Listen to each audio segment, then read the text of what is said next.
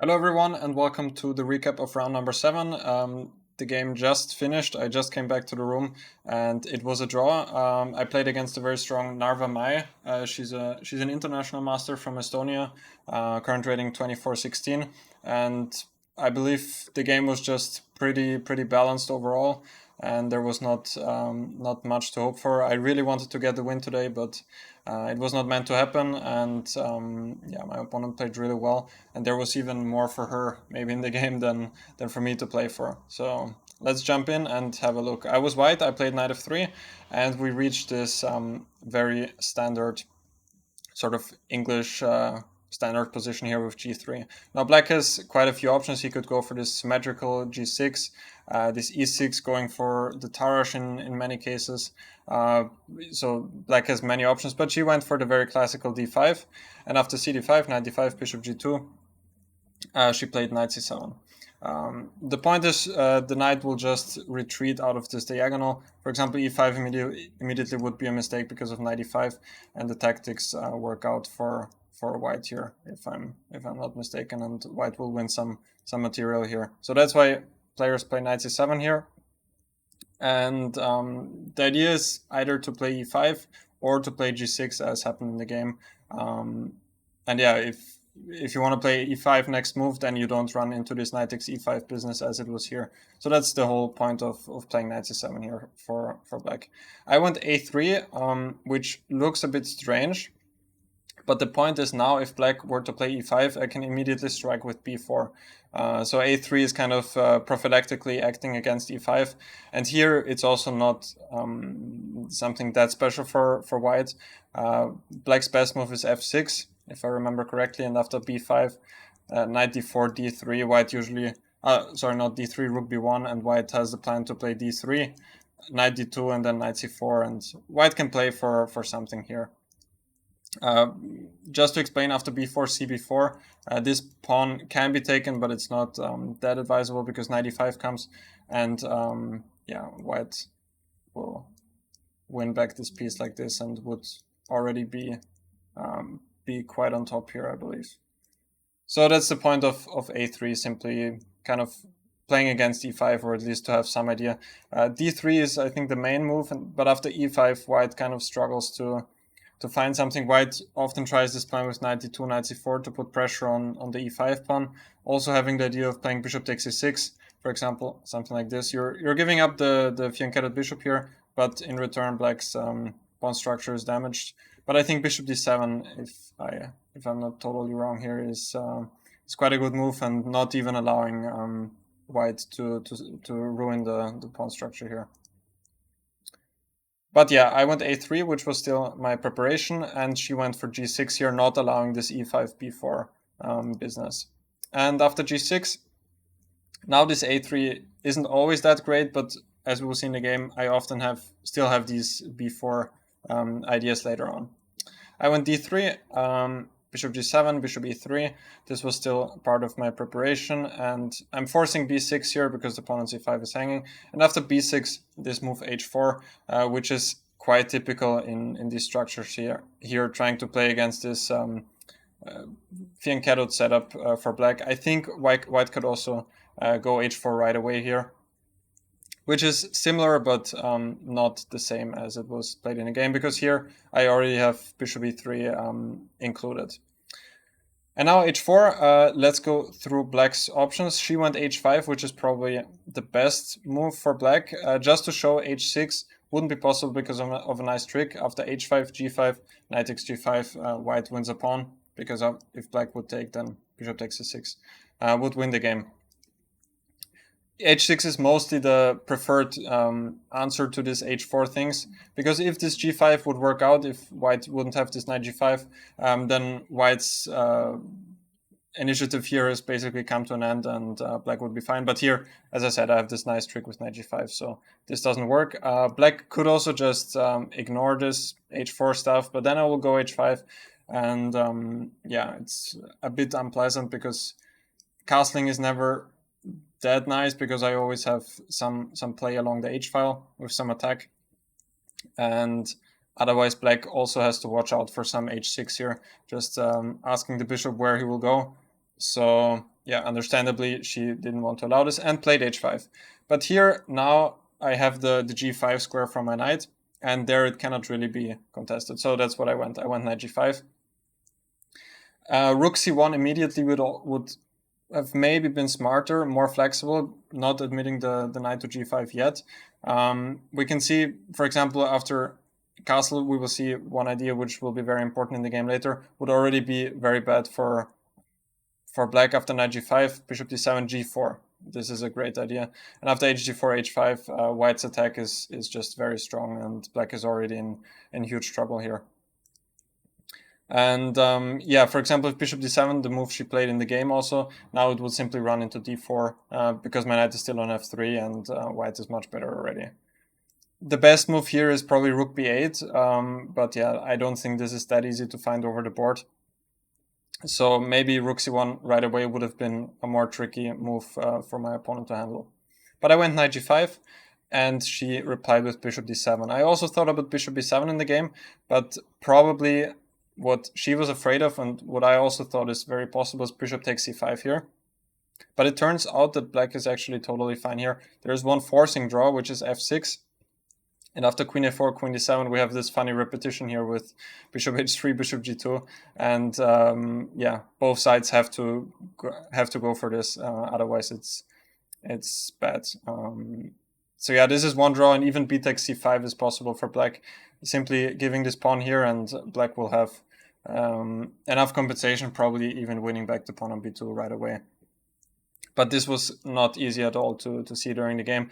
And also rook c1 is possible, of course, and it also looks a bit strange here to have this bishop still pinned, and that's why, I mean, bishop d7 is a very logical move by her. And after rook c1, she played rook c8. Again, this nice idea which we just saw, castle would be bad because of g4, hg4, and h5, and white's attack is super strong here. That's why she waited. She played rook c8, very logical, and now b4. I kind of have to go for this, otherwise if I castle, then she will also castle, and now I don't have any of these g4 things anymore because my rook is not helping the attack anymore from h1. And here black would already be more than fine, maybe even better with this space advantage for her. Knight d4 probably could come this nice outpost here.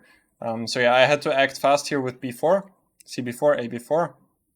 Now the trick is that knight takes b4 doesn't work because of queen b3, and I have this double attack on b4 and on f7. So that cannot be played. She played knight d4. Again, pretty decent move. Castle, again, I have this idea with g4, hg4, h5. Here it's not that powerful as in the line we saw before, but white still has more than enough compensation here, and it's very interesting.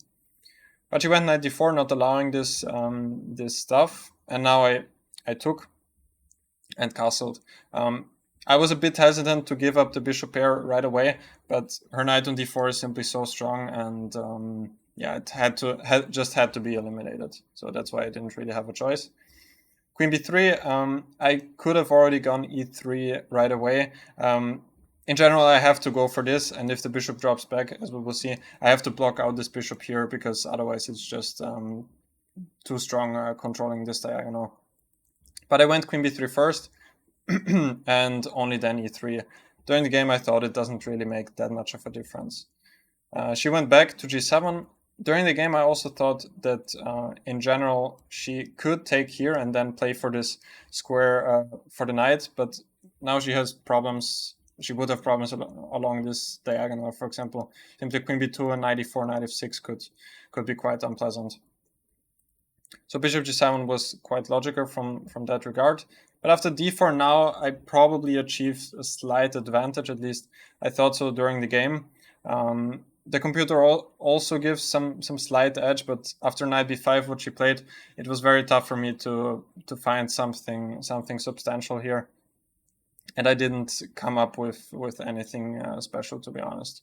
I played knight ge4, but I considered many other moves. At first, I thought that knight takes b5 would be pretty good for me, with the idea if takes, rook a1, and I thought this pawn on a7 will be very weak. But what I missed is that here she could just play a6, and there's nothing happening she's just super solid. And if bishop f1, there's always rook a8, at least I thought during the game. And sooner or later, this pawn on b4 might also become weak.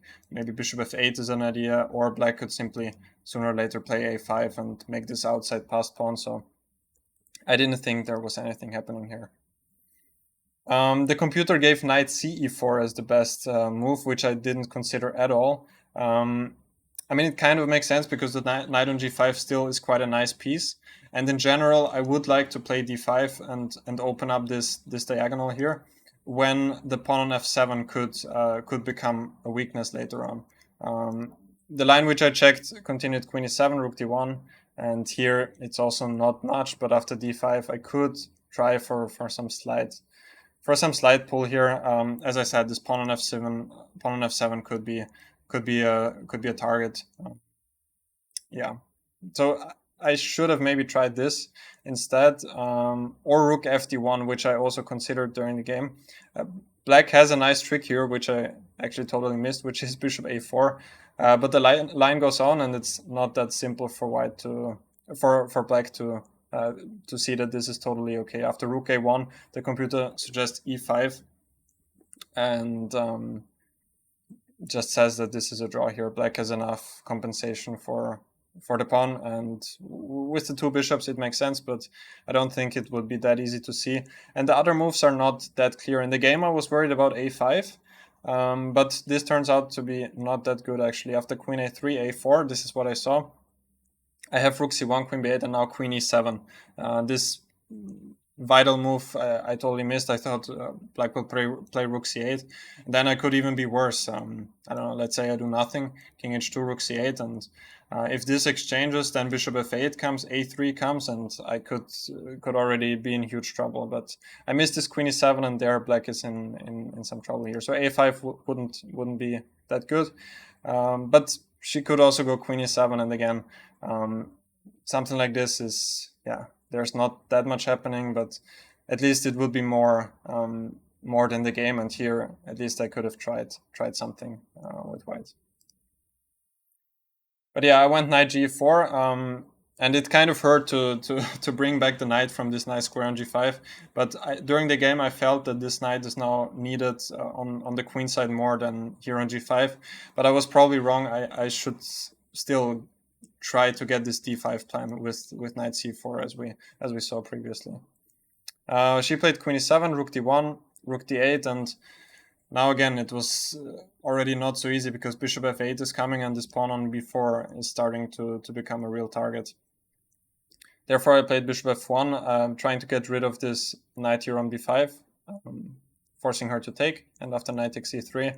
Here a5 would have been quite unpleasant for me, which I also realized. My original intention was to play b5, and now my idea was to put the knight on a4. That was kind of the idea, to put it back here. And I thought on a4 it's such a nice piece, hitting this pawn on d6, but it simply doesn't do anything. Like even if simply queen d6, knight a4, black is certainly not worse here, and the queen protects the pawn perfectly well. And yeah, black doesn't have to worry to be worse here. But even there's this g5 resource, which puts a lot of pressure on me already. So this is something I totally missed, and probably she did too. And here black would already have quite some initiative, because now my knight is again on the wrong side here. Now it would prefer to still be on g5. So yeah, but she played bishop c6, which was also a very decent move. And she has this quite nasty plan of playing bishop a8, queen b7 very often, and then I already have huge trouble along this diagonal. So here I kind of went for the emergency option with bishop a6, rook c7, knight b5, just going for this opposite color bishop position, which is just super drawish in general. I also thought about f4, but it just looks super unhealthy to open up the king like this. I don't have any defenders. My reasoning was just to totally stop e5, and also to kind of stop the bishop from going to f3. But my position is just way too loose. For example, bishop f8, b5, bishop f3, and yeah, here it could go wrong. For example, rook f1, here white is already losing because of queen a3, takes, and this constellation here just doesn't work. I guess rook c2 bishop e4 is the problem, and yeah, it could go sideways that quickly. So I just decided to stay solid with knight b5, and after takes, she went bishop f8. I thought a5 is the way to shake hands immediately, basically, but bishop f5, there's also nothing wrong with that. I got some hopes with bishop a6, because I thought if I managed to cement this pawn structure here with b5, then I'm kind of a pawn up. I mean, it's always a draw objectively, of course, but let's say this scenario, black does nothing, I go b5, and now I could start to hope for something. At least the pawn on a7 is weak, and I basically have an extra pawn here, but yeah, I was just too far away to even get close to this. For example, if bishop f1 now, I guess just a5 and stopping this b5 stuff, and yeah, it's just a draw. So I went bishop a6, trying to avoid a5 now, but she went b5, and now my bishop is kind of getting threatened to be trapped, so I had to take, and after rook b8, queen a4, she went bishop d6, which is also very decent. I thought during the game that queen b6 is also just a draw, and then bishop takes b4. Possibly she was afraid of bishop e8, which I saw, but there's just nothing. I think queen b4, and if queen d7, there's rook b7, and bishop f7 even loses because of king g7, and then I'm losing this piece here. At least that was my calculation during the game. And after queen b6, I guess I would have just retrieved the bishop somewhere, and would have also ended in a draw. Bishop takes b4, and nothing is happening here. But she went bishop d6, and it was already a bit unpleasant, because this sacrifice here on g3 is, yeah, I really have to watch out for this. I went king g2, and here I already saw until the end. I guess there are many ways that lead to a draw. I guess I could go back with the bishop somehow. But I also thought about f4, stopping bishop g3. But again, I was just too afraid to open this king here, and yeah, I didn't want to risk even losing this game. So I played king g2, and here she has this combination, taking on g3 and taking on b5. And after queen b5, there's this double attack, queen c2 check, and here it's just a draw by repetition. Yeah, I shouldn't try to play for a win with king f4, because queen g4, and I would already be in quite some trouble here. So yeah, I think she just played really well. I guess I had some advantage after the opening, but it was very tough to figure out over the board. I think I should have gone for this knight c4 or rook d1. This knight g4, it was just the wrong plan in general, but I didn't realize it during the game, so there's not much to do, and yeah, I hope I will come back in the next rounds. I still hope you enjoy the recaps. It's always fun for me to check the games and explain my thought process, and yeah, I hope to see you in the upcoming videos. Until then, all the best to you, and stay fresh. See you.